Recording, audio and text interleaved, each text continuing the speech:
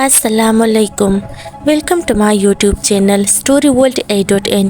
تمام video updates کے لیے اسٹوری ورلڈ A.in کو سبسکرائب کر کے بیل نوٹیفیکیشن کو آن کر دیں۔ تو آئیے سنتے ہیں آج کی ویڈیو میں جناتی مخلوق سے متعلق ایک پراسرار کہانی۔ یہ واقعہ میری نانی کے ساتھ پیش آیا، جو ایک نہایت پرہیزگار خاتون ہونے کے ساتھ ساتھ غیر مرئی مخلوقات کی موجودگی اور ان سے چھٹکارا پانے جیسی صلاحیت رکھتی تھی، مگر یہ انہیں ان مخلوقات سے چھٹکارا پانے کے طریقے کے مناظر نظر آتے تھے۔ وہ کبھی حقیقت میں ہوتے اور کبھی بس خواب کی صورت، مگر اس خصوصیت کے بارے میں نانی کے ابو کے سوا کوئی نہیں جانتا تھا، حتیٰ کہ نانا ابو بھی نہیں۔ نانا ابو ہیڈ ماسٹر تھے، تو ان کا تبادلہ بلوچستان کے مختلف شہروں میں ہوتا رہتا تھا۔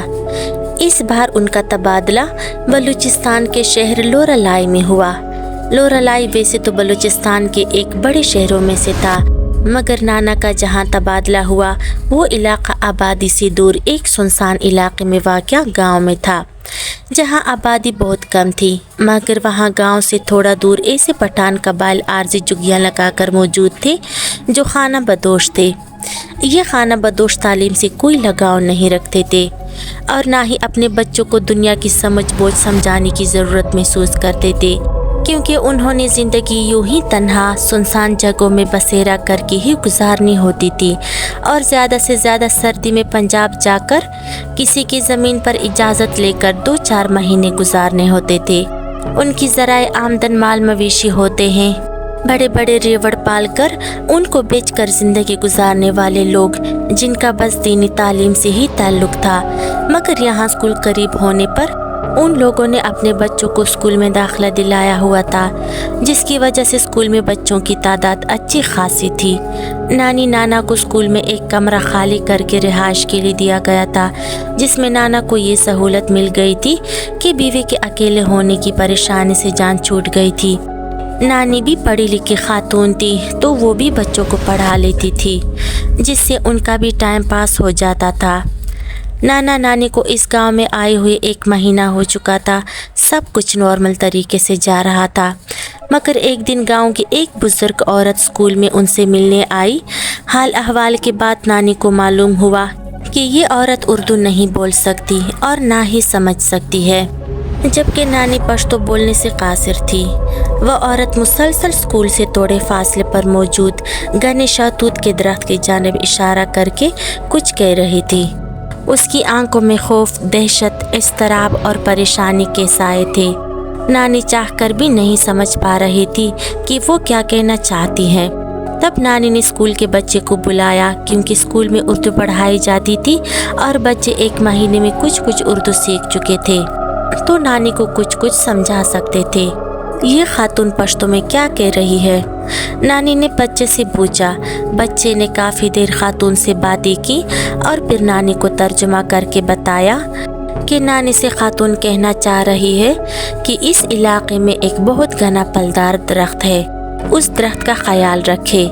اگر کوئی اس درخت کو نقصان پہنچاتا نظر آئے تو کسی بچے کو بیچ کر فوراً مجھے بلایا جائے، میں وہاں سامنے رہتی ہوں۔ پہاڑ پر موجود خوبصورت گھر کی جانب اشارہ کرتے ہوئے عورت نے نانی کو بتایا۔ نانی نے درخت کی حفاظت کی حامی تو بھر لی، مگر نانی کے دماغ میں کئی سوالات جنم لینے لگے۔ نانی جب سے اسکول شفٹ ہوئی تھی، وہ اور نانا شام کو چہل قدمی کے لیے جاتے تھے۔ انہوں نے یہ بات نوٹ کی تھی کہ گاؤں ویسے تو ہرا بھرا ہے، مگر کچھ درخت جو غالباً شہتوت کے ہی تھے جلے ہوئے یا سوکھے ہوئے تھے۔ ایک واحد شہتوت کا درخت جو اسکول کے قریب تھا ہرا بھرا اور جاندار تھا۔ اس پر سب سے حیرت کی بات یہ تھی کہ علاقے کے بچے اس درخت کی جانب متوجہ نہیں ہوتے تھے۔ پھلدار درخت ہو اور بچے اس پر اپنا حق نہ سمجھے، حیران کن تھا۔ نانی اور اب بزرگ خاتون کا شہتوت کے درخت کے لیے پریشان ہونا بھی نانی کو کافی توجہ تر مسئلہ لگا۔ خیر، چھٹی کا وقت تھا۔ بچوں کے جانے کے بعد نانی نے شام کو چہل قدمی کے وقت درخت کا معائنہ کرنے کا سوچا۔ شام میں نانا نانی چہل قدمی کو باہر نکلے تو نانی نے منصوبے پر عمل درآمد شروع کیا और शहतूत खाने की फरमाइश पर नाना को दरख्त के पास ले गई और साथ साथ नाना को स्कूल में आई बुजुर्ग खातून की कहानी सुनाने लगी। नाना भी ये सुनकर हैरान हो गए। खैर, इसी दौरान दोनों शहतूत के दरख्त के पास पहुंच चुके थे।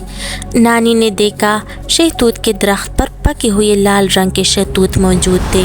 वो उन्हें जल्दी से तोड़कर मुंह में डालने लगी, मगर ये क्या, जब उन्होंने उन्हें चबाया तो उनके मुंह में खून और सड़े हुए गोश्त का जायका आने लगा।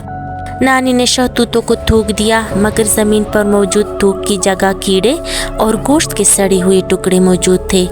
नाना भी हैरत से नानी को शहतूत थूकने पर देखने लगे, मगर जब नानी ने उसे सड़े हुए गोश्त और कीड़ों का कहा तो वो हैरत से कहने लगे, ऐसा तो कुछ नहीं है, सामने शहतूत ही है। नानी अपनी बात पर कायम रही कि शहतूत नहीं, सड़ा हुआ गोश्त और कीड़े हैं, जबकि नाना शहतूत पर कायम रहे कि शहतूत है। आखिर नानी को यकीन दिलाने के लिए नाना ने शहतूत तोड़कर खा लिया और कहा, जो तुम कह रही हो, अगर कीड़े और गोश्त होता तो क्या मैं ये खाता? नानी खामोशी से आगे बढ़ गई। वापसी पर नानी ने फिर से शहतूत के दरख्त के पास रुक कर देखा। अब की बार उन्हें शहतूत की जगह गोश्त के लोतड़े नजर आने लगे और ये लोतड़े इतने गले सड़े थे कि उनसे कीड़े टपक रहे थे, मगर नाना को अब भी शहतूत लग रहे थे। नानी समझ चुकी थी कि ये दरख्त और वो खातून कोई मामूली कहानी नहीं रखते और ये सब कुछ सिर्फ उन्हें ही समझ आ रहा है। नाना कभी नहीं समझ पाएंगे, जिसकी वजह से बहस की गुंजाइश ही नहीं बची थी। सो वो दोनों घर वापस आ गए, मगर नानी के बुरे दिन शुरू हो गए थे। नाना की जान पहचान बढ़ चुकी थी। एक रोज़ गांव में शादी थी तो नाना को शिरकत की दावत दी गई, जिसको कबूल करते हुए नाना रात को शादी पर चले गए। गर्मियों के दिन थे। नानी ने बाहर सहन में चारपाई पर डेरा डालकर नाना के वापस आने का इंतज़ार करने का फैसला किया। स्कूल के सहन का वाहिद बल्ब रोशन था, जिसके नीचे नानी की चारपाई बिछी हुई थी। रात के तकरीबन 11 बजे थे कि अचानक लाइट चली गई। सारा इलाका अंधेरे में डूब चुका था, मगर पहाड़ पर मौजूद गांव का खूबसूरत मकान रोशन था, जिसमें वो बुजुर्ग खातून रहती थी। शादी वाले घर से हल्ले गुल्ले की आवाज़ें अंधेरे में भी मुतवातर आ रही थी, मगर अचानक स्कूल के बाहर से लोगों की चीखने की आवाज़ें आने लगी। नानी जैसे तैसे करके अंधेरे में स्कूल के गेट तक आई तो देखा कि लोगों ने शहतूत के दरख्त का घेरा किया हुआ था और दरख्त को आग लगा रहे थे। नानी ने घबराकर दरवाज़ा बंद कर दिया। लोगों की आवाज़ें आना बंद हुई तो दरवाज़ा बजने लगा। नाना घर आए। नानी ने गेट खोलकर बाहर झांका तो सामने दरख्त वैसे का वैसा खड़ा था। नानी ने तमाम कहानी नाना की गोश गुजार कर दी। नाना ने लालटेन उठाया और दरख्त का मुआयना करके आए। उन्हें सब कुछ मामूल के मुताबिक लगा। नानी को तसल्ली देने के लिए कहने लगे, मैं कल किसी से पूछता हूँ। नानी जान चुकी थी कि इस दरख्त का होना इलाके के लोगों के लिए ख़तरा है, सो इसका अंजाम यही होना है कि लोगों ने इसको जला देना है। इधर नाना ने इसी दरख्त के मुतल्लिक अगले रोज़ अपने एक दोस्त से पूछा तो मालूम हुआ कि बकुल इलाके के बुजुर्गों के इस गांव वालों को शहतूत के दरख्त रास नहीं आते। जब भी कोई दरख्त पल उठाने लगता है तो उसको अचानक से आग लग जाती है या वो सूख जाता है। नाना ने स्कूल के करीब वाले दरख्त का पूछा कि ये क्यों हरा भरा और फलदार है, तो नाना के दोस्त ने बात को रफा दफा करने के लिए कहा, ये बस वाहिद दरख्त है जो सलामत है और हम लोग इसके साथ किसी किस्म की छेड़खानी नहीं करते, ना ही इसका पल खाते हैं। आप लोग भी इस दरख्त से दूर रहो। बाकी मुझे इस दरख्त के बारे में कोई मालूमात नहीं। नाना अब्बू दोस्त की बातों से मुतमईन नहीं हुए, मगर दरख्त से दूर रहने में ही आफियत जानी। नानी मुहिम जो खातून थी, उन्होंने सबसे पहले तो ये महसूस किया कि दरख्त पर गैर मरई मखलूक़ात का बसेरा है, इसलिए उन्होंने आयतुल कुर्सी को एक कागज़ पर लिखकर दरख्त की जड़ में दबा दिया। इस कार्रवाई में उन्हें यूँ महसूस हुआ जैसे बहुत सी मखलूक़ात तड़पती हुई चीख रही हो। फिर इसके बाद दरख्त के बारे में मालूमात लेने के लिए उस बुजुर्ग खातून के घर चल पड़ी। साथ ही एक बच्चे को ले लिया जो अच्छी खासी उर्दू बोलना सीख चुका था। वो अपने बड़ों से सुन चुकी थी कि अगर किसी दरख्त पर गैर मरई मखलूक़ात का बसेरा हो तो उसकी जड़ में आयतुल कुर्सी लिख कर दबा दो। اس سے درخت کے ارد گرد حصار بن جاتا ہے، مگر جیسے نیم حکیم خطرہ جان ہوتا ہے، بالکل اسی طرح ایسے مخلوقات کو تجربے کے بغیر چھیڑنا بھی موت سے کم نہیں ہوتا۔ وہ دونوں پہاڑ پر بنے خوبصورت گھر کے دروازے پر کھڑے تھے۔ دروازے پر دستک دی تو گیٹ کھولنے پر سامنے سے وہی بزرگ خاتون نامودار ہوئی۔ کالے سیاہ کپڑے پہنے، چہرے پر بھوؤں کے پاس کاجل سے عجیب سے نشان بنائے، آنکھوں میں لالی لیے جیسے کئی راتوں سے سوئی نہ ہو، گلے میں کئی تعویذ پہنے، ہاتھ میں لاٹھی لیے سوالیہ نظروں سے نانی کو دیکھے جا رہی تھی، جیسے نانی کا اس کے گھر آ کر اسے ناگوار گزرا ہو۔ وہ نانی کو نہ اندر آنے کا کہہ رہی تھی اور نہ واپس جانے کا۔ بچے تو بچے ہوتے ہیں۔ بچے نے تیور دے کے بنا ہی اندر داخل ہونے کی کوشش کی۔ بزرگ خاتون نے راستہ دے دیا، مگر تیور مزید خراب ہو گئے۔ کمرے میں چاروں طرف گدے بچھے ہوئے تھے، جن کے ساتھ گاؤں تکیے لگے ہوئے تھے، جو بلوچستان میں گھروں میں مہمانوں کے لیے بچھائے رکھنے کی روایات میں سے ہیں۔ نانی نے بزرگ خاتون سے حال احوال کیا، جس کا 90 تولے لفظوں میں جواب دیا گیا۔ نانی نے بھی بغیر وقت ضائع کیے شہتوت کے درخت کے بارے میں سوالات کی بوچھاڑ کر دی، جس پر خاتون نے بچے کو تلخ لہجے میں کچھ کہا۔ بچے نے نانی کو کہا کہ خاتون اسے وہاں سے جانے اور درخت سے دور رہنے کا کہہ رہی ہے اور دوبارہ کبھی ان کے گھر نہ آنے کی تنبیہ کر رہی ہے۔ نانی نے کہا، مگر تم ان سے شہتوت کے درخت کے بارے میں تو پوچھو نا، جس پر لڑکے نے ڈرتے ہوئے خاتون سے کچھ کہا تو خاتون نے اس بار غصے میں غراتے ہوئے پشتوں میں کچھ کہا اور اٹھ کر کھڑی ہو گئی۔ بچے نے نانی کو جلدی سے کہا کہ انہیں اسی وقت یہاں سے نکلنا چاہیے۔ نانی اور بچہ اٹھ کر کھڑے ہو گئے تو نانی نے غیر ارادی طور پر مڑ کر خاتون کی جانب دیکھا اور کہا، میں درخت کاٹ دوں گی یا جلا دوں گی۔ یہ جملے نانی کے منہ سے کیسے ادا ہوئے نانی خود بھی نہیں جانتی تھی، مگر یہ جملے ادا ہونے کی دیر تھی کہ خاتون نے چھڑی زمین پر غصے سے ماری۔ چھڑی کے ہتھے سے سرخ رنگ کی روشنی نکلنے لگی۔ یہ روشنی اتنی تیز تھی کہ بچہ اور نانی بے ہوش ہو گئے۔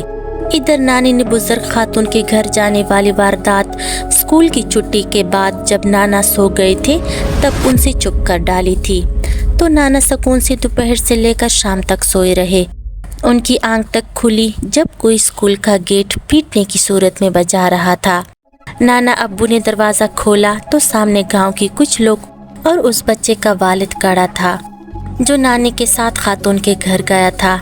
بچے کے باپ نے جب بچے کی اسکول سے واپس نہ آنے کی شکایت کی، جس پر نانا نے جو دیکھا وہی کہا کہ وہ بچہ میرے سامنے اسکول کے گیٹ کی جانب جا رہا تھا، باقی مجھے معلوم نہیں، خیر میں تم لوگوں کے ساتھ چلتا ہوں اسے ڈھونڈنے۔ نانا یہ کہہ کر نانی کو اپنے جانے کا بتانے آئے تو نانی گھر میں کہیں موجود نہیں تھی۔ نانا ابو نے وہاں موجود لوگوں کو نانی کی گمشدگی کی اطلاع دی تو تشویش کی لہر دوڑ گئی۔ اب سب نانی اور بچے کو ڈھونڈنے نکل پڑے۔ جن بچوں کے گھر اسکول کے قریب تھے ان سے معلومات لی گئی تو ایک بچے نے گواہی دی۔ دوپہر میں بچہ اور نانی سامنے پہاڑوں کی جانب جاتے نظر آئے تھے۔ پھر میں شام تک یہی کھیلتا رہا، مگر وہ دونوں تب تک واپس نہیں آئے۔ یہ بات اور تشویشناک تھی کہ آخر کیا معاملہ ہے۔ سب نے فیصلہ کیا کہ وہ پہاڑوں کی جانب انہیں تلاش کرنے کو نکلیں گے۔ وہ پہاڑوں میں انہیں تلاش کرتے کرتے بزرگ خاتون کے گھر پہنچ گئے۔ وہ جیسے ہی وہاں پہنچے تو خوف اور دہشت سے ان کی آنکھیں باہر نکل آئیں۔ بوڑھی خاتون نے نانی اور لڑکے کو باندھ کر آگ لگائی ہوئی تھی، جس سے ان کے آدھے جسم جل کر راکھ ہو چکے تھے اور آدھے جل رہے تھے۔ ماحول میں انسانی گوشت کے جلنے کی بو پھیلی ہوئی تھی۔ آگ ٹانگوں کی سم سے لگی ہوئی تھی، اس لیے نانی اور بچے کو پہچاننے میں دشواری نہیں ہوئی۔ گاؤں والوں نے بوڑھی عورت کے گرد گھیرا تنگ کر کے اسے دبوچ لیا اور گاؤں لے کے آ گئی۔ بوڑھی عورت پاگلوں کی طرح دل خراش چیخیں مار رہی تھی، جبکہ گاؤں والے خوف اور غصے سے اسے گھسیٹتے ہوئے گاؤں لا رہے تھے۔ گاؤں میں ہر طرف اسی واقعے کی چیم گوئیاں تھی۔ ہر کوئی خوف و ہراس میں مبتلا تھا کہ یہ بزرگ عورت کیسے اتنا بڑا قدم اٹھا سکتی ہے اور اس نے کیوں کیا ایسا۔ گاؤں میں جرگہ سسٹم تھا۔ دور دراز علاقے سے سردار کا انتظار کیا گیا، جس کے کنٹرول میں یہ علاقہ آتا تھا۔ سردار کو ایک دن لگ گیا उस जगह तक आते आते तो अहले इलाका ने तदफीन पर जोर डाला, जिस पर नाना नानी की मैयत लेकर अपने इलाके आ गए। तदफीन के फौरन बाद नाना कुछ रिश्तेदारों के साथ वापस गांव चले गए, जहां जरगा बैठना था। जरगे में खातून को बुलाया गया तो उसने रोते धोते कहा, मैंने ऐसा कुछ नहीं किया, ये सब मुझसे जन्नात ने करवाया है। मैंने इस गांव के शहतूत के दरख्तों पर अमलियात किए, जिसकी वजह से इस गांव में शहतूत के तमाम दरख्तों पर शैतान जन्नात ने बसेरा कर लिया है और उनका सबसे पहला शिकार मेरा अपना बेटा हो गया। मैंने मजीद चिल्ले काटे तो यहाँ के लोगों को इन शहतूत के दरख्तों से बहुत जानी नुकसान हुआ। आए रोज़ उनके बच्चों, औरतों, आदमियों पर जिन्नात के साए आने लगे और फिर आप लोगों ने शहतूत के दरख्तों को काटना और जलाना शुरू कर दिया। मगर शहतूत के दरख्त फिर से उग आते तो तुम्हारे बड़े बुजुर्गों ने अपने गांव में बंदिश लगा दी, जिससे शहतूत के दरख्त या तो खुद जल गए या सूख गए और साथ ही जिन्नात का बसीरा भी उन पर ख़त्म हो गया।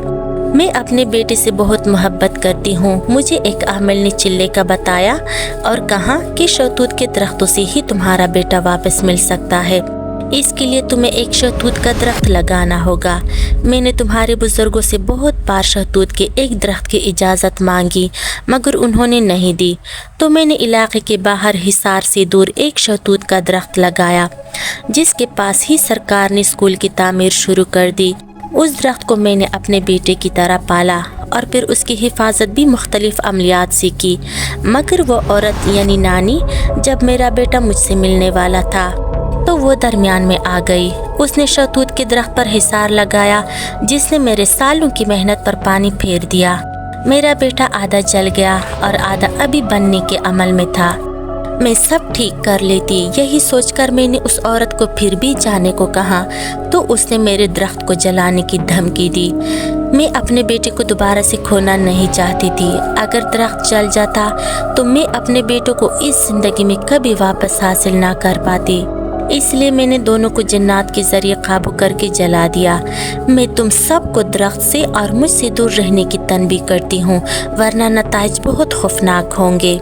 लोगों ने मौलवी साहब से रुजू किया, जिन्होंने अपने उस्ताद मोहतरम से सारे मसले का हल पूछा, जिस पर उस्ताद मोहतरम ने, जो एक रूहानी शख्सियत थे, उन्होंने दरख्त को आग लगाने का हुक्म दिया और साथ ही बुजुर्ग खातून को पुलिस के हवाले करने का हुक्म दिया और बूढ़ी खातून का घर, जो अमलियात का मरकज़ था, उसे भी जलाने का हुक्म दिया।